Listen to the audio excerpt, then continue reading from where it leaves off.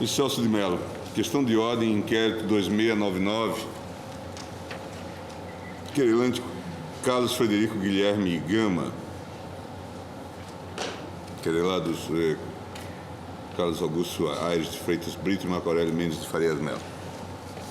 Senhor presidente, eu estou fazendo distribuir aos eminentes ministros cópia do relatório e do voto nessa questão de ordem. Trata-se de ação penal privada ajuizada em causa própria contra 2 eminentes ministros desta Corte. Imputou-se-lhes suposta prática de crimes contra a honra que teriam cometido no exercício do ofício jurisdicional. Pede-se ainda, sejam eles cautelarmente afastados do exercício do cargo de ministro do Supremo Tribunal Federal, com apoio no artigo 29 da LOMAN. Senhor presidente, em síntese, a questão é a seguinte. Tudo se iniciou na primeira instância do Poder Judiciário do Estado do Rio de Janeiro. Isso motivou o ajuizamento perante o Tribunal de Justiça local de ações penais. Os relatores dessas ações penais, os eminentes desembargadores Geraldo Prado e Luiz Veiter, atual presidente daquela egrégia Corte Judiciária, julgaram extintas as ações penais. Isso motivou, consideradas as expressões utilizadas naquelas decisões, o ajuizamento perante o egrégio STJ de 2 ações penais originárias, ambas distribuídas à eminente ministra Eliana Calmon. Ministra Eliana Calmon, novamente, acolhendo o parecer do Ministério Público Federal, extinguiu referidas ações penais privadas. Em função disso, o ora querelante ajuizou perante essa Suprema Corte ação penal privada contra a ministra Eliana Calmon. O eminente ministro Carlos Aires Brito, relator do inquérito 2699, veio a extingui-lo. Isso motivou agravo regimental que foi improvido por unanimidade por esta Corte. No curso do agravo regimental, em virtude de reprodução feita pelos eminentes ministros Carlos Brito, relator, e Marco Aurélio, reprodução de expressões constantes de laudo e de peça pericial existente nos autos, isso fez com que o querelante ajuizasse contra suas excelências esta ação penal privada. Eu estou suscitando a questão de ordem, senhor presidente, considerando que dispõe o artigo 41 da Lei Orgânica da Magistratura Nacional.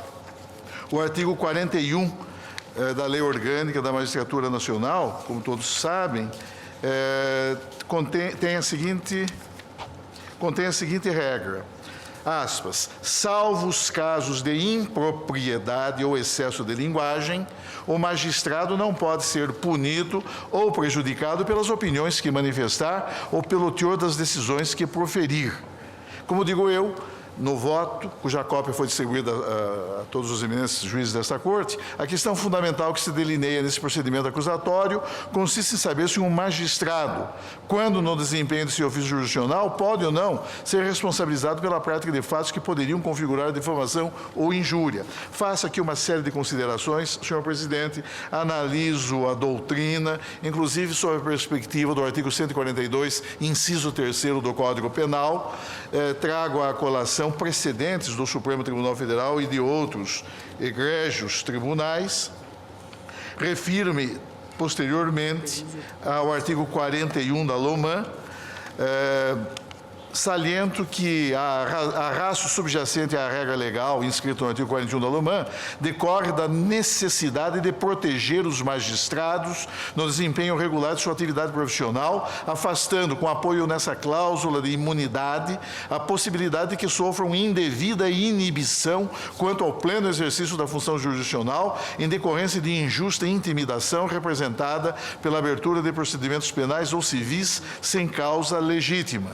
O juiz juízes, nos limites de sua independência funcional, gozam de inviolabilidade pelas manifestações decisórias regularmente externadas no âmbito dos processos em que atuam. Não respondem, em consequência, pelos denominados delitos de opinião, desde que os fatos alegadamente ofensivos à honra de terceiros observem nexo de causalidade e de pertinência com o desempenho da atividade jurisdicional e não hajam os magistrados incidido em situação caracterizadora de abuso funcional. Menciono precedentes do Supremo Tribunal Federal, senhor presidente, um dos quais, inclusive, de que fui eu próprio relator, foi um caso que envolveu um ilustre ministro do Superior Tribunal de Justiça, que sofreu também ação penal privada perante esta Corte, por efeito do desempenho em determinado procedimento penal de seu ofício jurisdicional.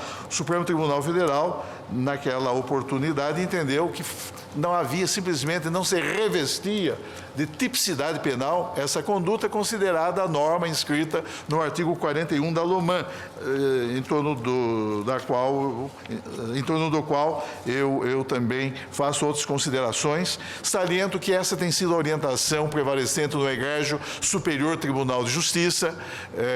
Reproduzo no corpo do meu voto as emendas desses mesmos acórdãos e digo que a cláusula de tutela inscrita no artigo 41 da LOMAN tem por finalidade específica dispensar proteção e preservar a integridade do livre e independente exercício da atividade judicial, resguardando o juiz de temores e de pressões externas que, se concretizadas, poderiam inibir injustamente a prática regular do ofício jurisdicional. Analisando o caso concreto, eu verifico que os ilustres magistrados, ora querelados, não incidiram em qualquer desvio de linguagem, em qualquer impropriedade de linguagem, em qualquer excesso de linguagem. Ao contrário, observo que o teor dos votos proferidos pelos querelados no julgamento em questão guarda estreita pertinência com a análise do litígio penal de cuja decisão ambos participaram.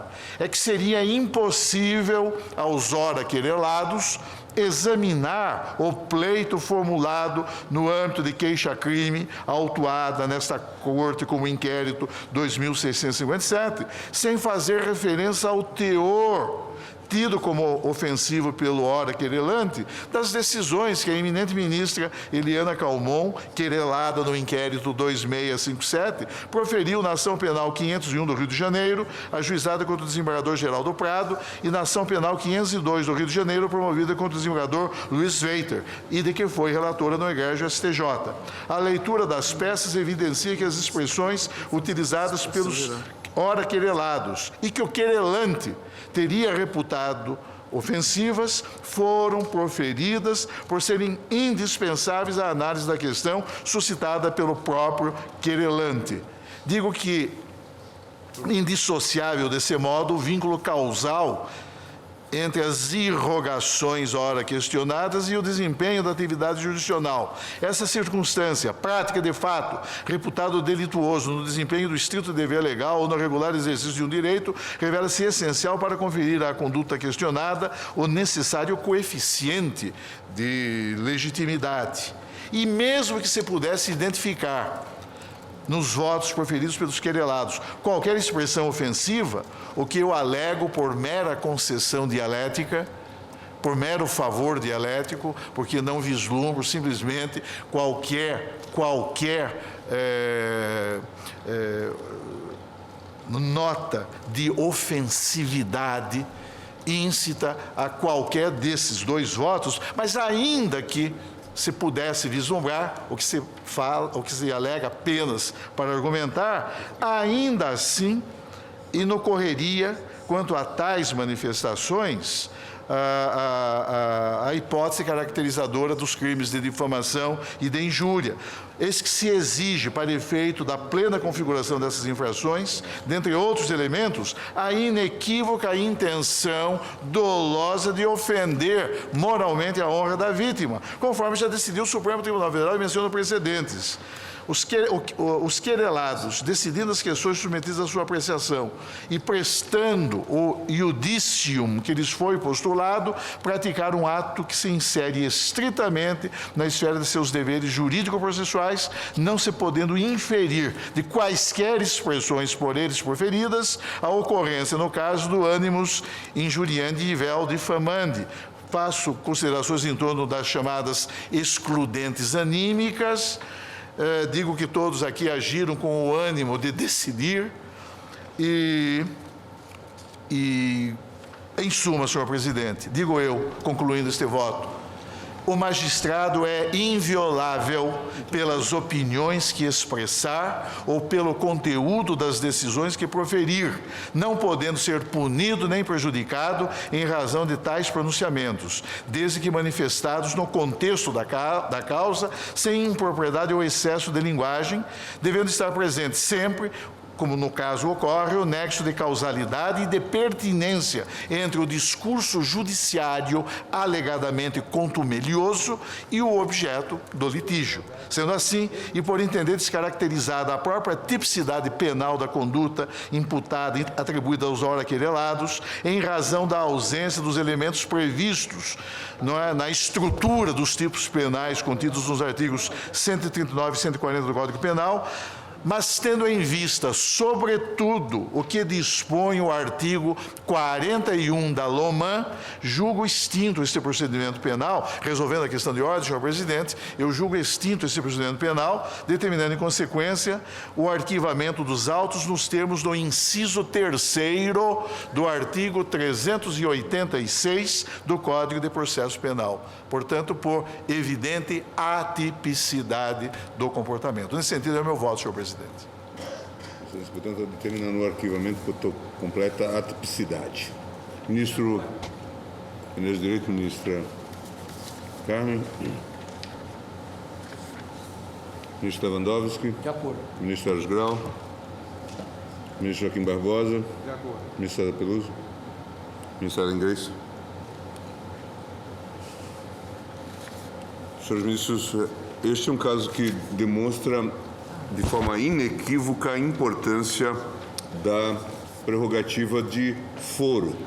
Veja que a banalização desse tipo de ação, se ela fosse distribuída em primeiro grau, a que tipo de abuso ela poderia dar ensejo e a que tipo de abuso ela poderia servir. Eu sei que muitas vezes nós somos atraídos pela tese do republicanismo, não é, que marca esse tipo de situação favorável a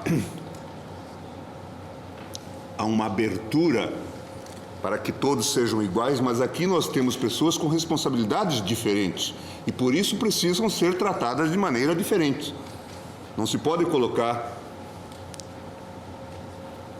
na mesma situação pessoas que têm responsabilidades diferentes e que precisam, portanto, ter uma apreciação por um órgão realmente independente e não tentado a fazer proselitismos os mais variados. Nos próprios Estados Unidos, que tem servido de exemplo sempre nessas manifestações, nós sabemos a que levou, por exemplo, o tipo de prática desenvolvido por aquele procurador Starr, que depois se envolveu, como só ia acontecer nesse tipo de situação, uma série de processos exatamente por abuso. De modo que é um caso extremamente simples, mas eu gostaria de fazer esse registro para os análises e para a história. E, portanto, resolvendo a questão de ordem, o tribunal extinguiu a queixa por atipicidade e nós temos o voto do relator.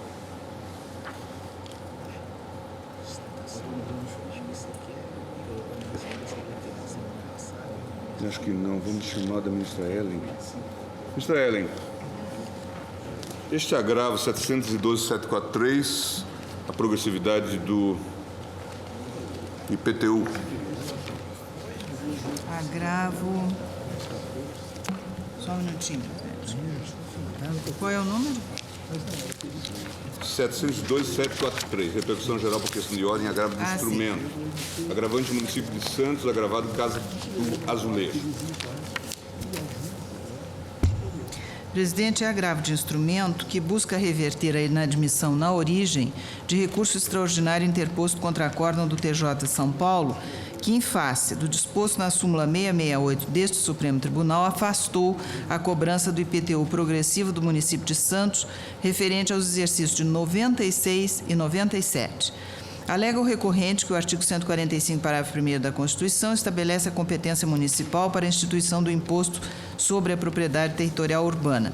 Além disso, o município de Santos argumenta que a progressividade era admitida implicitamente no texto constitucional, mesmo antes da emenda constitucional 29, em decorrência da aplicação dos princípios da capacidade contributiva e da isonomia, bem como da função social da propriedade. Pede, ao final, o integral provimento do agravo, permitindo-se o processamento ou apelo extremo. Verifico no rol das peças obrigatórias, regularmente trasladadas, que o agravante cumpriu na peça inicial de seu recurso a exigência processual da formal e expressa demonstração da repercussão geral da matéria. Assim, tendo em conta que o plenário já declarou a inconstitucionalidade da progressividade do IPTU antes da emenda constitucional 29, tendo inclusive editado a súmula 668, bem como a sua inevitável implicação no tocante aos feitos de seu resultado aos efeitos de seu resultado aos demais recursos extraordinários interpostos, trago o presente feito em questão de ordem para averiguação do atendimento do requisito de repercussão geral. Este é o relatório. Posso passar o voto? Preliminarmente, senhor presidente, diante do regular atendimento dos pressupostos, eu dou ao agravo provimento, convertendo-o de imediato em recurso extraordinário, uma vez que existentes nos autos todos os subsídios necessários ao perfeito exame da controvérsia. Quanto à repercussão geral do tema envolvido, progressividade do IPTU antes da emenda constitucional 29, parece-me indiscutível a sua existência diante da sua relevância econômica, social e jurídica. Ressalto que, em relação ao período posterior à citada emenda, já houve o reconhecimento da existência de repercussão geral no RE 586-693, de relatoria do excelentíssimo senhor ministro Marco Aurélio, e a matéria, no final do ano passado, e a matéria está sendo apreciada neste plenário no RE 423-768, também da mesma relatoria. Quanto ao período anterior, que é objeto do presente recurso, verifica-se que a questão constitucional já foi apreciada por esta Corte e gerou a edição da súmula 668, cujo teor eu não vou repetir aqui. O entendimento consolidado no referido enunciado continua sendo aplicado por ambas as turmas deste tribunal. E refiro uma série de precedentes de vários relatores, ministro César Peluso, Carmen Lúcia, etc. Assim, após o reconhecimento da existência da repercussão geral da matéria e mantido o entendimento firmado neste tribunal, deve ser aplicado o regime legal previsto no artigo 543-B do CPC, conforme procedimento já apreciado por esta Corte no julgamento das questões de ordem, números tais e tais, aquelas iniciais da minha relatoria. Desse modo, os recursos extraordinários que chegarem ao Supremo Tribunal Federal com o presente tema deverão ser devolvidos à origem para que sejam aplicados os procedimentos da repercussão geral, como já acontece com os recursos cujos temas foram levados ao plenário virtual.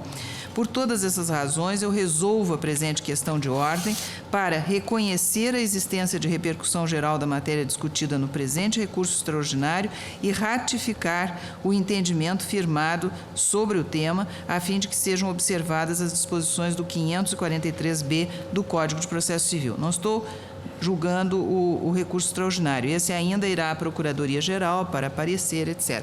Apenas estou reconhecendo a repercussão geral da matéria. Senhores,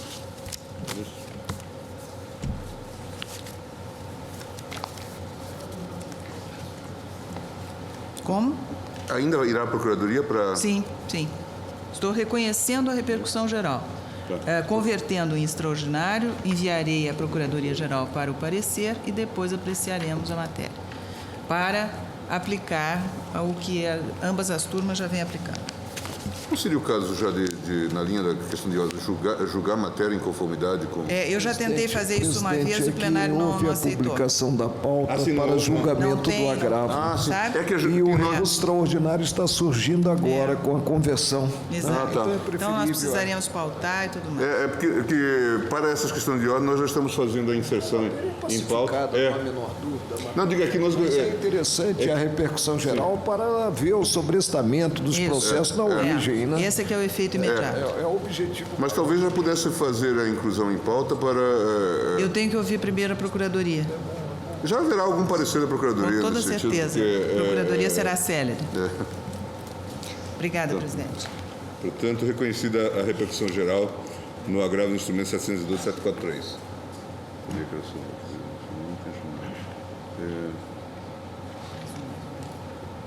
Alguma sugestão?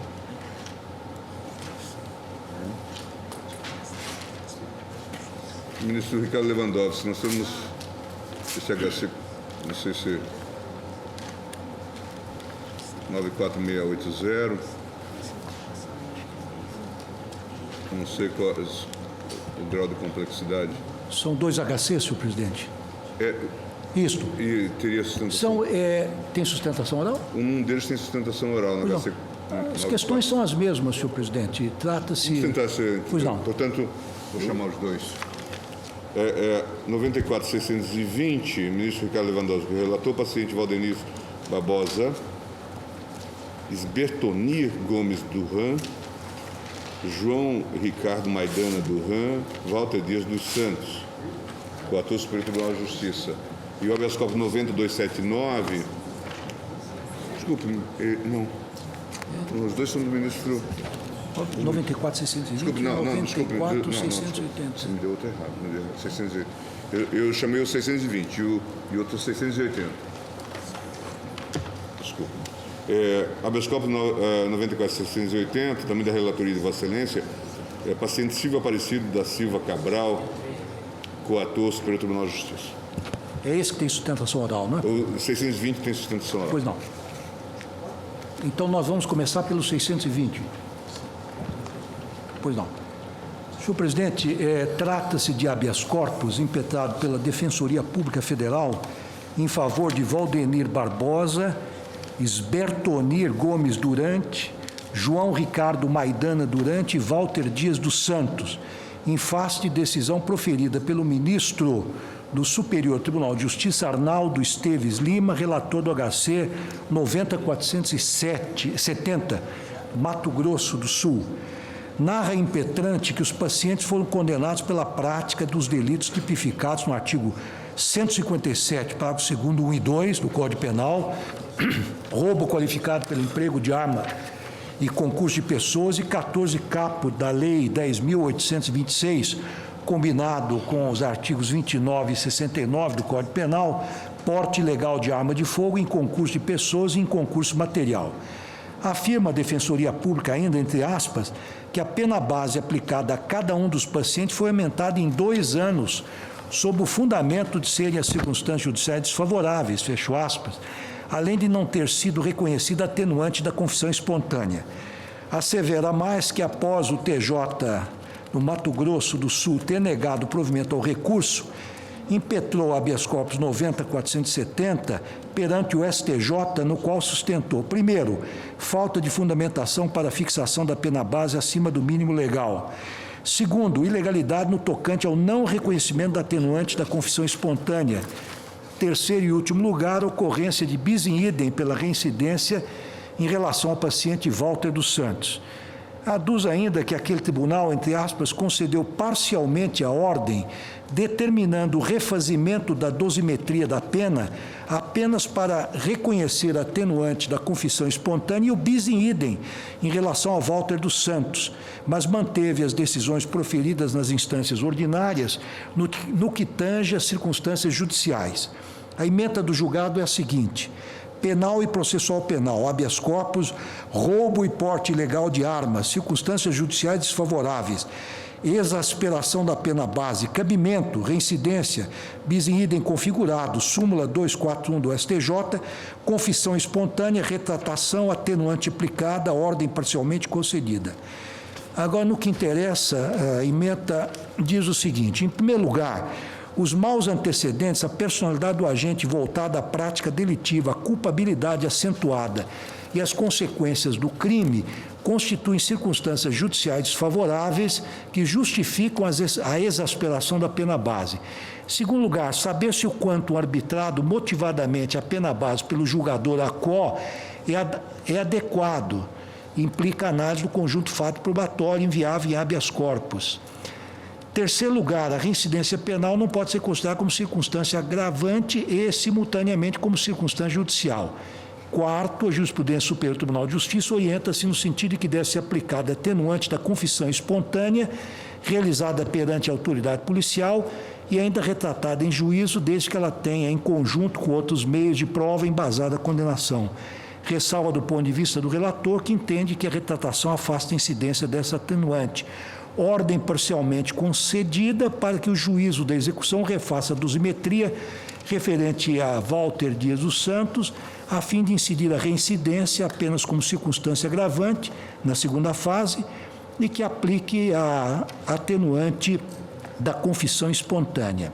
Então, o que se trata aqui é de saber se inquéritos em andamento, processos criminais sem trânsito em julgado, podem ser levados em consideração na fixação da pena de que trata o artigo 59 do Código Penal.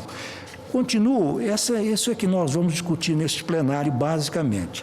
Então, continuo no relatório dizendo que a Defensoria sustenta mais, entre aspas, que o caminho percorrido para a consumação do delito não pode ser utilizado para elevar o juízo de culpabilidade sobre a conduta do agente, sob pena de configuração de bis in idem. Isso porque o juiz, no momento em que considerou a elevada culpabilidade dos pacientes devido à premeditação da conduta, já teria analisado tal circunstância anteriormente, quando da definição do crime consumado ou tentado. Diz ainda que a existência de inquéritos ou ações penais em curso não pode ensejar o reconhecimento de maus antecedentes, em face do princípio constitucional da não culpabilidade. Alega, por fim, que é injustificável o agravamento da pena com base em considerações subjetivas quanto ao comportamento dos acusados, seja pela falta de laudos técnicos que atestem tal situação, seja em razão da liberdade de agir garantida pela Constituição. Requer, assim, a concessão da ordem para que a pena base seja fixada no mínimo legal no tocante aos delitos de roubo e porte de armas. O parecer do Ministério Público foi pelo indeferimento. Eu levei o caso a julgamento da primeira turma em 14 de 10 de 2008, ocasião em que esta entendeu que a matéria deveria ser afetada ao plenário. E o que foi feito, e esse é o relatório, senhor presidente. Basicamente isso.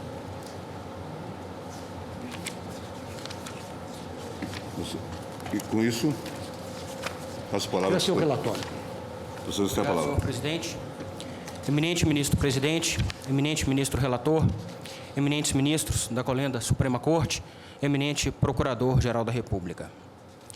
Como já dito pelo eminente ministro-relator, o presente habeas corpus foi impetrado pela Defensoria Pública da União em favor de 4 pacientes condenados pela Justiça do Mato Grosso do Sul às penas previstas no artigo 157, parágrafo 2º, incisos 1º e 2º do Código Penal e artigo 14 do Estatuto do Desarmamento.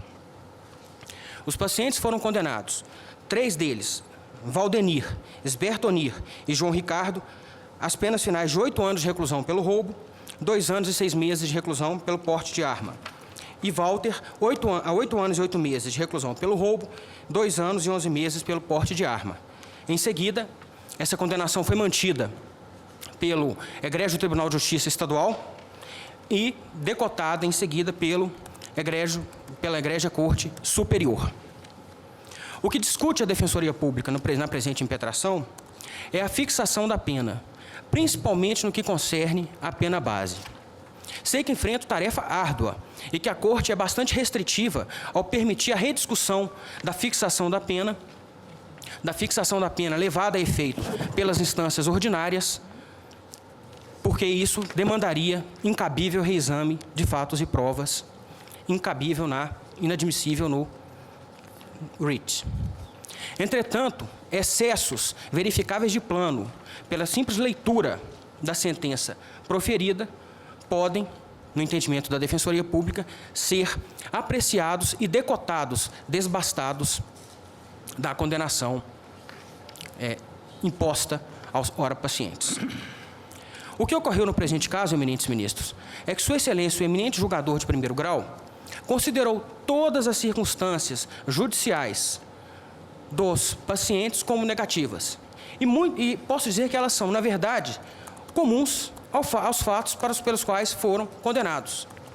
São circunstâncias que fazem parte do fato típico. A Defensoria não discute aqui a condenação pelo roubo ou pelo porte, mas sim a dosimetria da pena, principalmente no que concerne a pena do roubo, cuja pena mínima é de 4 anos e que foi fixada na pena base em 6, ou seja, exasperada em 50%, por circunstâncias que, no entendimento da Defensoria Pública, são totalmente normais ao fato típico, fazem parte do fato típico.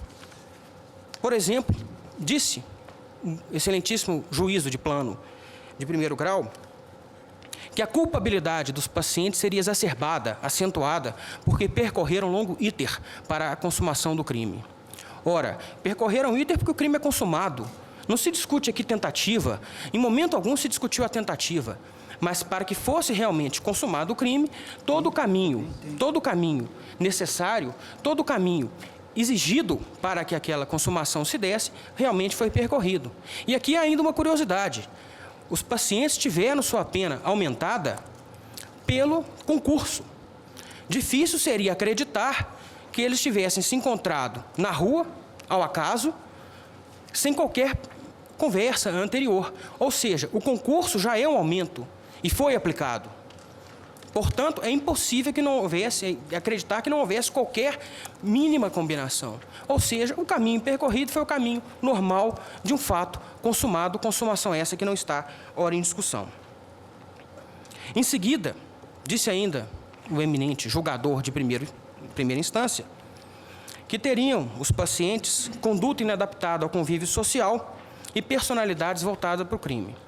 Em primeiro lugar, tenho sempre bastante dificuldade em entender como pode ser afirmado de forma a se ensejar um aumento de pena, uma majoração de pena, sem que isso seja mera presunção. Aliás, quanto a isso, ensinam Zaffaroni e Pierangeli que isso se trata da culpabilidade pela conduta de vida. Isso muito se aproxima da culpabilidade pela conduta de vida.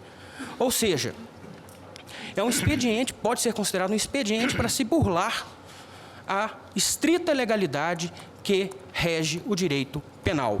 A estrita legalidade que deve imperar no direito penal. Não se discute aqui ética, moral, a conduta de cada pessoa, mas sim se fatos que ela praticou são típicos ou não, e sendo atípicos, são penalmente irrelevantes. Em seguida, como já dito pelo eminente ministro relator, discute-se a questão dos antecedentes. Se processos e inquéritos em curso podem ser considerados maus antecedentes, em decorrência do ferimento ao princípio da não culpabilidade. E invoco aqui precedente desse plenário, de relatoria do eminente ministro Joaquim Barbosa, consubstanciado na ação originária 1046, julgada pelo plenário da Corte Suprema em 23 de abril de 2007, em que se decidiu que inquéritos e ações penais em curso não configuram maus antecedentes. E é interessante a diferenciação, inclusive, entre maus antecedentes e reincidência, que a própria Corte Superior, ao reconhecer que a reincidência de um dos acusados, de um dos pacientes, já tinha sido usada para majorar a sua pena, determinou que essa reincidência fosse retirada das circunstâncias judiciais para que se evitasse o bis in idem. Ainda disse o excelentíssimo julgador de primeiro grau que as circunstâncias e os motivos são deploráveis. Busca do lucro fácil, que as consequências foram graves, dados que os bens não foram devolvidos, e que as consequências também seriam bastante gravosas. Ora, busca do lucro ocorre em todo crime contra o patrimônio. Faz parte do crime contra o patrimônio a busca do lucro. É pouco admissível, é pouco crível que alguém fique imbuído do espírito Robin Hood e cometa algum crime contra o patrimônio para fazer doações e coisas do tipo, correndo o risco de aplicação da lei penal. A busca do lucro faz parte do tipo penal roubo, que tem como objetivo a proteção do patrimônio. Ainda, com relação às consequências, e é importante que se diga, eminentes ministros, não há, a própria sentença ressalta isso, a douta sentença fala em grave ameaça, não fala em violência, não fala em qualquer tipo de ferimento causado, fala em grave ameaça pelos pacientes. Ou seja, as consequências, e a Defensoria reconhece isso, são as normais do crime de roubo. E aqui não se discute a condenação, não se discute a consumação, mas tão somente o quê? Que as circunstâncias judiciais, as circunstâncias dos pacientes são as normais para o tipo penal em tela. São as circunstâncias que normalmente ocorrem no tipo penal. Aliás, quanto ao valor subtraído, foram subtraídos bens de um sítio, de sitiantes, joias, ou seja, o que indica que também são pessoas de posses razoáveis, o que não se pode ser considerado consequências nefastas, consequências que possam ter causado imenso prejuízo, imensos problemas às vítimas. Portanto, eminentes ministros, o que pede a Defensoria Pública é que seja considerado que, embora seja apertada a análise permitida no habeas corpus, se reconheça que, no caso, houve nítido excesso por parte do eminente julgador de primeiro grau ao considerar, ao desvalorar as circunstâncias judiciais, para, então, considerá-las normais ao tipo penal e fixar as penas bases dos pacientes no seu mínimo. É o que pede a Defensoria Pública, agradecendo desde já a atenção de Vossas Excelências. Muito obrigado. Com a palavra, Senhor ministro relator. presidente, nós estamos examinando agora 2 habeas corpus. Embora, no caso concreto, possa eventualmente haver alguma divergência na análise da fundamentação que o juiz deu para fixar a pena, eu peço vênia para chamar a atenção do egrégio plenário que nós estamos discutindo 2 teses fundamentalmente e que são teses paradigmáticas e que servirão de exemplo para, enfim, não só as futuras decisões desta Corte, mas também para as instâncias inferiores. É saber, em primeiro lugar, qual é o elastério que tem o juiz de primeiro grau para analisar as circunstâncias judiciais do artigo 59. Ou seja, qual o grau de discricionariedade que ele tem. E a segunda tese que nós vamos afirmar ou não hoje, nesta tarde, no fim dessa sessão de hoje, é a seguinte: saber se inquéritos policiais e ações penais em curso, não transitadas ainda em julgado, podem ser levados em consideração no momento da fixação da pena, que alude ao artigo 59 do Código Penal, para avaliação dos antecedentes do réu. Então, egrégios eminentes pares, egrégio plenário, ainda que possamos discordar da forma com que foi fixada, neste caso concreto, eventualmente a pena de cada um dos pacientes, mas a tese que deve ser analisada, ou as teses, exatamente estas às quais eu aludi. Bem, neste caso que estamos julgando agora, que é o HC 94.620, eu digo o seguinte, antecipando meu voto, eu estou encaminhando o meu pronunciamento no sentido da denegação da ordem.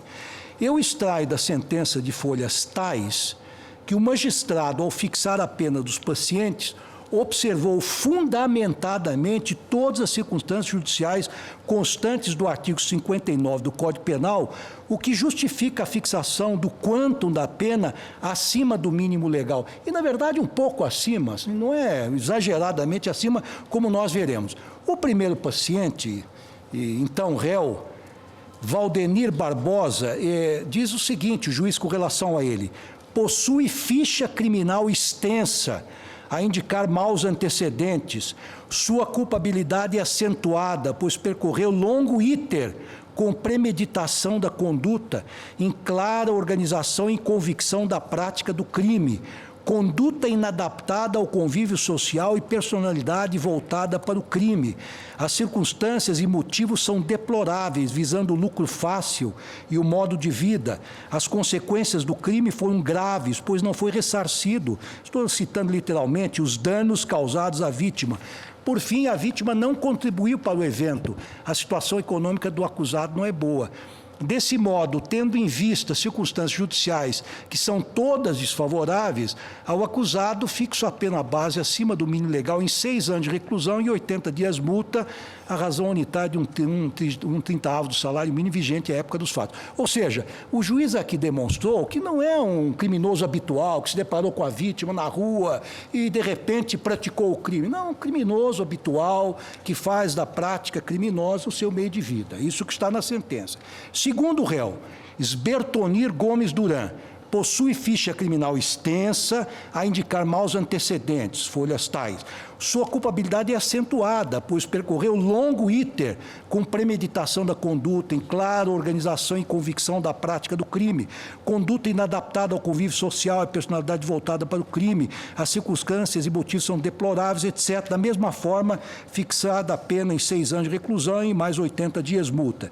Terceiro caso, réu João Ricardo Maidana Duran, possui ficha criminal extensa, a indicar maus antecedentes, culpabilidade acentuada, longo iter crimes, etc., também 6 anos de reclusão. Já com relação ao réu Valtenir dos Santos, é reincidente, foi considerado condenado por tráfico. Nesse caso aqui, como vimos, o STJ modificou a sua pena para reduzi-la. Estes são os 4 pacientes. Então, estou dizendo, senhor presidente, que eu estou entendendo que o magistrado se valeu da extensa ficha criminal dos pacientes, sobretudo, ponderou a sua acentuada culpabilidade, caracterizada pela premeditação das condutas, as circunstâncias e os motivos reprováveis da ação, em especial a busca do lucro fácil como modo de vida, as consequências graves da conduta e a falta de ressarcimento dos danos causados à vítima. Ou seja, o juiz fixou essa pena vis-à-vis ao condenado, olhando nos olhos, considerando aquele réu que estava diante deles.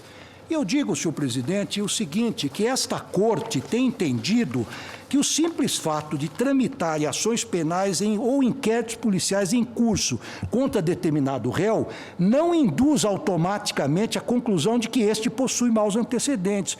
Contudo, a análise do caso concreto pelo julgador determinará se a existência de diversos procedimentos criminais autoriza ou não o reconhecimento de maus antecedentes, como ocorreu na espécie. Sim, porque a avaliação dos antecedentes do réu na fixação da pena, sujeita ao prudente arbítrio do juiz, a que alude o artigo 59 do Código Penal, encontra amparo no comando constitucional que determina a individualização da pena, que é precisamente o artigo 5º, inciso 46 da Lei Maior. Ou seja, o juiz não pode aplicar automaticamente uma pena, nem a pena mínima, nem uma pena exacerbada de forma imponderada aos réus que estão sob seu julgamento. Ademais, digo eu, o sopesamento dos antecedentes do réu não se confunde com o reconhecimento da reincidência, caracterizada no artigo 63 do Código Penal, que gera efeitos diversos, como, por exemplo, no âmbito da suspensão condicional da pena ou da fixação do regime prisional.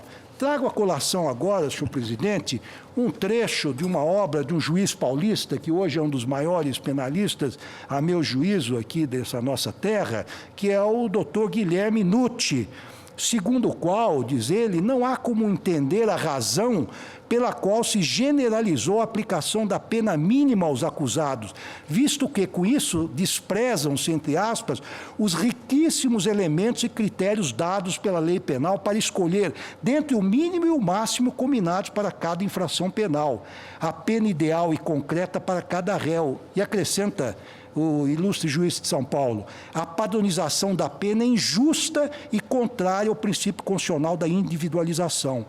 A jurisprudência desta Corte tem admitido a possibilidade, a partir do poder discricionário do juiz, de levar-se em conta, a título de maus antecedentes, a presença de inquéritos e processos em andamentos, sem que com isso reste ofendido o princípio da presunção constitucional da não culpabilidade. Eu cito vários precedentes desta Corte, dentre os quais o HC 70847, relator ministro Sidney Sanches, o HC 72.642, relator ministro Ilmar Galvão, o RE 211 e 207, relator ministro Moreira Alves, HC 73, 297, relator ministro Maurício Correia. Cito também aqui um HC de relatoria do ministro Joaquim Barbosa, um agravo de instrumento em agravo regimental de minha autoria. E continuo dizendo, senhor presidente, para terminar o meu voto, dizendo o seguinte: por fim, não vejo motivos para se suscitar a ocorrência do bis in idem, pelo fato de o magistrado ter analisado o iter percorrido para a consumação do delito. Com efeito, apesar de não haver consenso na doutrina sobre em qual dos momentos do artigo 59 do Código Penal que deve ser enquadrada a premeditação, o certo é que ela pode e deve ser analisada no momento da fixação da pena base, como ocorreu na espécie. Eu estou convencido, data vênia, que uma coisa é um roubo, como no caso, ocorrer, digamos assim, quase que fortuitamente, ou seja, a ocasião faz o ladrão, como diz o ditado popular.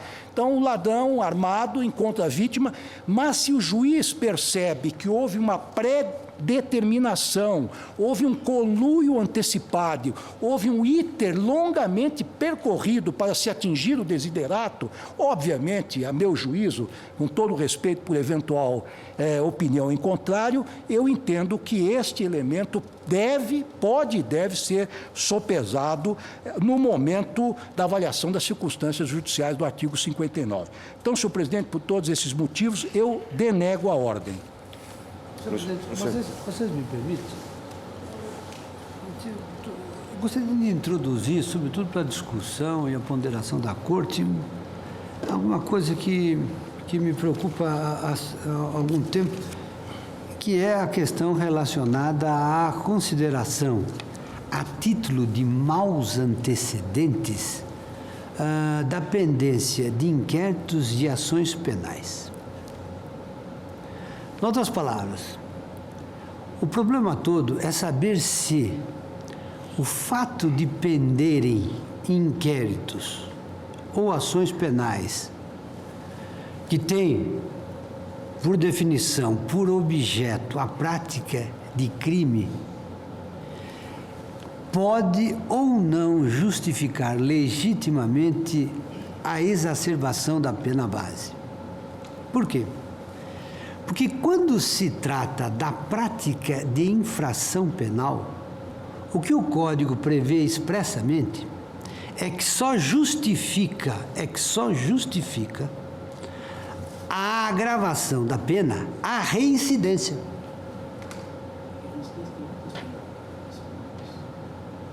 Em outras palavras, só se pode, a título de imputação de um fato criminoso, agravar a pena de um réu, se, em relação a tal imputação, já existe a sentença transitada em julgado. O que, a contrário, significa que, em não havendo sentença transitada em julgado, não há reincidência e tampouco não se legitima a agravação da pena. O artigo 61 é expresso. E mais do que ser expresso, o Código ainda limita temporalmente o efeito da consideração da prescrição da reincidência. Em outras palavras, ainda que se trate da prática reconhecida numa sentença transitada em julgado de um crime, tal circunstância não pode influir na fixação da pena passado um certo prazo, 5 anos, por exemplo. O que a forciore nos leva a pensar se é legítimo que, ainda não havendo nenhum juízo, seja porque o inquérito pode ser arquivado, seja porque dele não resulte denúncia contra o réu, seja porque a ação penal seja extinta ou o réu seja nela absolvido, se esta circunstância de penderem inquéritos e ações penais, justifica que a título de dúvida, porque de dúvida que se trata, sobre a prática de crime, a agravação da pena. Nós temos um sistema que aparentemente é um sistema esquizofrênico. Porque de um lado ele afirma textualmente que pela prática de crime a pena só pode ser agravada se houver reincidência. E de outro lado se terá de admitir que, ainda que se cogite de um crime que pode ter ocorrido ou não, estará justificada a agravação da pena pelo simples fato de tal crime ser objeto de uma investigação de caráter policial ou de uma ação penal ainda em andamento. Senhor ministro Peluso, e ainda há uma outra observação a ser feita, além desses aspectos a que Vossa Excelência se refere, é que há muitos autores, eu cito, dentre outros, e por todos, o eminente magistrado paulista Alberto Silva Franco, que sustentam a própria inconstitucionalidade do reconhecimento do estado de reincidência como uma situação de ofensa ao postulado que veda o bis in idem para efeito de consideração do estado de reincidência como circunstância agravante genérica ou para fins de incidência de outras consequências gravosas, quando a reincidência é considerada para negar ao condenado, por exemplo, certos benefícios de natureza de caráter jurídico penal, suspensão condicional do processo, etc. e tal. Quer dizer, são situações realmente extremamente delicadas. E se vocês me permitem, eu suscitei e está pendente do plenário RS 591. Exatamente. Eu estou submetendo ao plenário, já submeti ao plenário,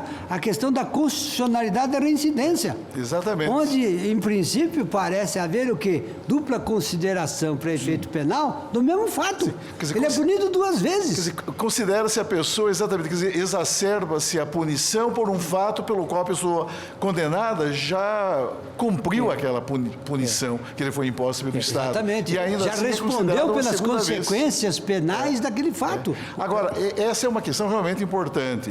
E a outra é essa que Vossa Excelência bem examina, como bem examinado também foi o tema pelo eminente relator, no sentido de que até que ponto seria possível, considerado o postulado constitucional do estado de inocência, considerar-se como qualificadoras de maus antecedentes, como indicativas de maus antecedentes, aquelas situações processuais ainda não definidas. Lembro-me que há pouco tempo atrás, a segunda turma, aliás, por propósito de Vossa Excelência, num caso em que fui eu próprio relator, julgando um habeas corpus, invalidamos a condenação, reconhecendo a ilicitude da prova, e absolvemos. Proferimos uma decisão absolutória em sede de habeas corpus. Por quê? Porque, não obstante a condenação existente, transitada em julgado, ocorrera o decreto de condenação com e a maior contradição, meu bem, ainda vai mais longe. Por quê? Porque suponhamos que, em função do inquérito e de ações penais pendentes, se venha a apurar depois que o envolvido, suspeito ou réu foi absolvido porque não praticou o fato. O que nós temos?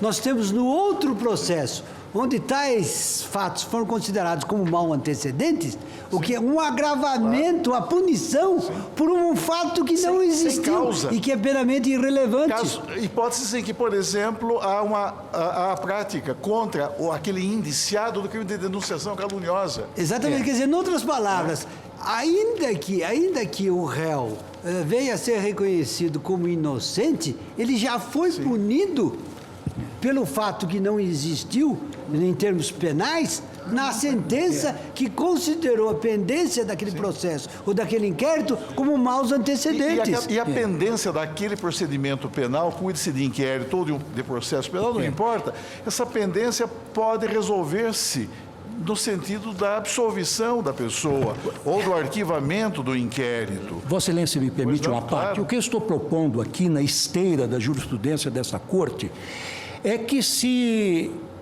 outorgue ao juiz togado, dentro do seu prudente arbítrio, examinar caso a caso os antecedentes do réu, segundo determina o artigo 59 do Código Penal. Digo o seguinte, evidentemente, se um determinado réu tem uma passagem por uma delegacia, 1 ou 2 inquéritos policiais, ou eventualmente 1 ou 2 processos criminais em andamento, mas o que se vê na prática forense, no dia a dia dos tribunais, são pessoas que são avaliadas negativamente quanto aos antecedentes em função de dezenas e dezenas de inquéritos policiais em curso, de vários processos criminais também em andamento.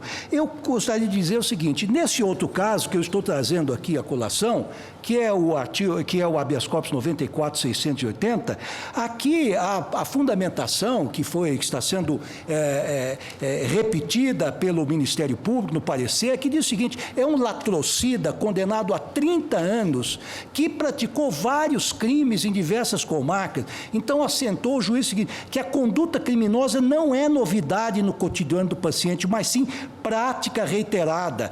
Trata-se de um detentor de péssimos antecedentes, vasto histórico criminal, havendo um rastro de sua indesejada passagem em diversas comarcas do estado de São Paulo, Araraquara, São José do Rio Preto, São Carlos, Jaú, Ribeirão Preto, São Paulo, etc., onde há registros de diversos delitos por ele perpetrados, estelionatos, receptação indébita, apropriação, latrocínio, ocultação de cadáver, finalmente esse latrocínio.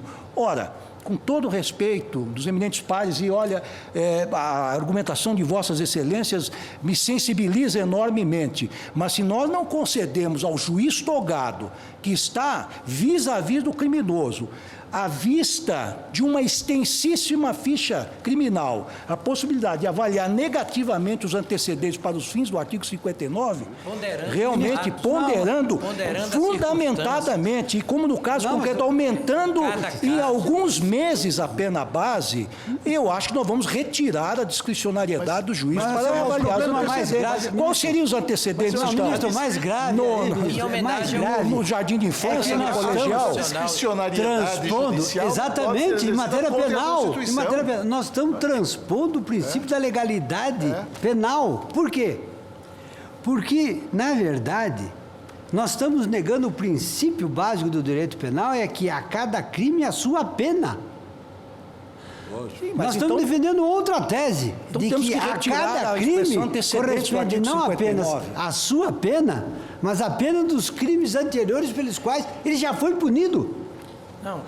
Não estamos falando aqui de reincidência. O caso não é reincidência. Não, pior ainda. Estamos falando de maus antecedentes. Eminente ministro Carlos Brito, eu estou assentando que a reincidência que é definida no artigo 63 do Código Penal, ela tem outros efeitos. Ela tem efeito da suspensão condicional da pena, na fixação do regime criminal, prisional e vários outros efeitos. Portanto, eu estou dizendo que não há um bis in idem. De fixação da pena. Não há um bis in idem. Eu não estou entendendo. Não se trata de reincidência, mas eu gostaria de, inclusive, ao princípio da presunção de inocência. Desculpe, ministro. Até porque a própria Constituição determina que a pena seja individualizada. Ou seja, se de um lado nós temos o princípio da não culpabilidade entronizado no artigo 5º da Constituição, de outro lado, topologicamente situado em mesmo nível, nós temos o princípio da individualização da pena. Perfeito. A individualização da pena, este comando constitucional, é uma via de duas mãos. Quer dizer, ela exige, não apenas dar ao condenado, ao réu, o direito de exigir que se fundamente a sua pena, mas também que o juiz, apreciando o caso concreto, os seus antecedentes, a sua vida pregressa, o grau do dolo, da culpabilidade, fixe a pena de conformidade com o artigo 59. Errado seria. Mas a minha tese é mais restrita. Errado seria se os maus antecedentes... Eu estou apenas afirmando o seguinte, que a pendência de inquéritos ou de ações penais não pode justificar, a título de maus antecedentes, o agravamento da pena base. É apenas isso que eu estou afirmando. Não estou excluindo que o juiz tenha uma discricionariedade para considerar as circunstâncias do caso e fixar a pena base. Não é isso que eu estou dizendo. Eu estou exatamente acentuando as contradições resultantes de outra tese. No sentido de que, se nós adotarmos a tese de que ao juiz é lícito invocar, e normalmente, como fez esse magistrado, a levar a sério o relato do eminente ministro relator, que deve ser levado a sério, de que o magistrado não examinou nada do que se referia a tais inquéritos. Não há menção. Diz, levando em conta que a extensa ficha criminal. O que significa essa extensa ficha criminal? Não se sabe. Mas se sabe que dali o magistrado tirou um motivo para agravar a pena. Não estou explicando, não estou falando, para aplicar mais uma pena, por um fato ou por fatos que não se sabe, na verdade, se são ou não são criminosos. Então, nós criamos dentro do sistema penal conclusões absolutamente inconciliáveis, porque o agravamento da pena justificado pela reincidência só se explica de que, quando não há reincidência, ela não pode ser agravada, porque senão a previsão da reincidência é uma norma absolutamente inútil, porque se bastam as consequências jurídicas da consideração da pendência de um inquérito ou de uma ação penal, por que é que o Código Penal se preocupa em estabelecer a reincidência como causa especial ou singular de exasperação da pena? Basta que haja uma ação penal em andamento suficiente como tal para justificar que a pena seja agravada ou exasperada. No entanto, o sistema, é claro, e sem discutir aqui a legitimidade constitucional da reincidência, mas partindo do pressuposto que ela seja legítima deste ponto de vista, isto é, por que há então essa separação, essa distinção no sistema da estrita legalidade penal entre uma situação que justifica a título de cometimento de outro crime a exacerbação da pena e de um outro lado a autorização para que, ainda quando o réu não tenha sido considerado culpado no outro processo com trânsito em julgado da sentença condenatória, ainda assim ele também poderia, ainda que em escala mais ou menos limitada, sofrer as mesmas consequências de uma reincidência. Para que então essa distinção entre reincidência e não reincidência? É isso que me deixa perplexo, e mais... de maus antecedentes. Como? Permite-me ler um conceito de maus antecedentes, cunhado por Miguel Reale Júnior. Parece muito preciso. Por antecedentes, deve-se entender a forma de vida em uma visão abrangente, examinando-se o seu meio de sustento, a sua dedicação a tarefas honestas, a assunção de responsabilidades familiares. Ou seja, é preciso buscar um conceito, um conteúdo significante de antecedentes, porque o artigo 59 fala dele, os antecedentes. Sim. O que seriam os antecedentes? Não criminais. Ele não fala em antecedentes criminais, Excelência. Você só pode verificar. Já tem o Código fala apenas em antecedentes. Eu acho o seguinte, é o Excelência, exame da vida da pessoa diante dos fatos que estão provados nos autos. Se nós estivéssemos... Não é diante do registro de uma suposta ficha policial cujo conteúdo se desconhece. O meritíssimo juiz, no caso, fez referência a uma extensa ficha criminal cujos dados não conheço. Não se sabe por que ele levou em consideração tais dados. O que significa uma extensa ficha criminal? Eu entendo o seguinte, se o juiz usasse maus antecedentes para condenar, aí estaria violando o princípio da não culpabilidade. Não, isso é outra coisa. Mas não está sendo condenado por isso. Não está sendo condenado por isso. É para porque maus antecedentes não é crime. Não, ele está violando, na verdade, o princípio da estrita legalidade penal, porque ele está impondo uma pena agravada por um fato que não constitui crime como tal. Não confundir pena agravada com agravação de pena. São coisas diferentes. A pena está sendo... Teoricamente, ministro, na cadeia é igualzinho. A pena está sendo imposta por outros motivos, por outras razões. Agora, os maus antecedentes entram como um fator de agravação nessa primeira fase de fixação da pena. Maus antecedentes, esse é que é o grande problema, não são os chamados criminais. Os chamados maus antecedentes criminais já estão contemplados como causa especial de aumento de pena na reincidência. Na reincidência. Exatamente. Então, vamos distinguir que antecedentes são esses?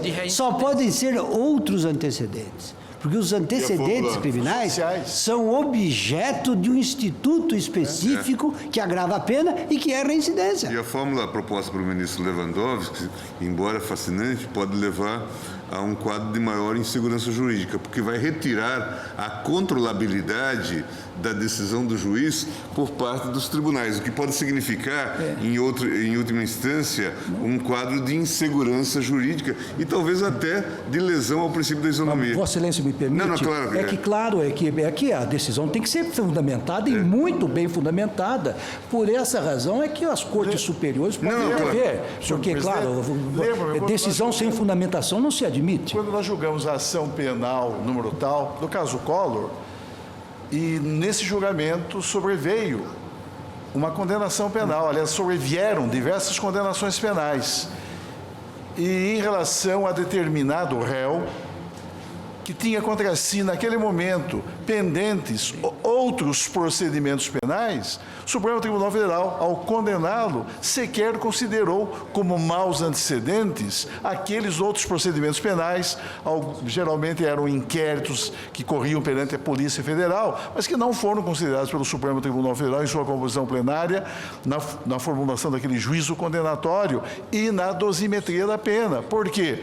Porque o Supremo entendeu que eram situações indefinidas, inquéritos que poderiam ser arquivados a pedido do Ministério Público, inquéritos que, se eventualmente gerassem ações penais, essas poderiam ser julgadas improcedentes, enfim, situações absolutamente indefinidas e que não poderiam, portanto, legitimar uma particular exacerbação da pena. O Supremo Tribunal Federal, eu reconheço que há decisões conflitantes nessa matéria, mas eu entendo que há que se dar uma aplicação consequente ao postulado constitucional do estado de inocência, de tal modo que não devamos considerar. E mais, esses fatos que são considerados desses inquéritos, não precisa haver preocupação do julgador no caso concreto do processo em que o réu está sendo condenado, porque se forem criminosos, eles serão apenados nos respectivos procedimentos. Claro. Isto é, não se fará com isso nenhum tipo de política criminal de impunidade. Pelo contrário, se ficar reconhecido no procedimento específico de que aquele fato, que foi o objeto do inquérito, o objeto da ação penal, é criminoso, o réu receberá, naquele processo, a sua pena correspondente. Não mais que isso. E é aquilo que o sistema jurídico garante, que ele não seja penado, senão pela pena correspondente ao que tenha praticado como crime. Senhor presidente, eu sei que o adiantado da hora, tá? Se o eminente ministro de Direito não se opõe, eu vou pedir vista. Portanto, ministro Lewandowski, a mesma solução vale para interferindo em ambos os casos, HC 94-680. Então, após o voto em ambos os HCs, em que o ministro relator, ministro Lewandowski, indeferia os habeas corpus, pediu visto o ministro César Peluso. Aguardam, de forma antecipada, aguardam os demais. Senhores, o ministro, está encerrada. Está encerrada. Passou do número.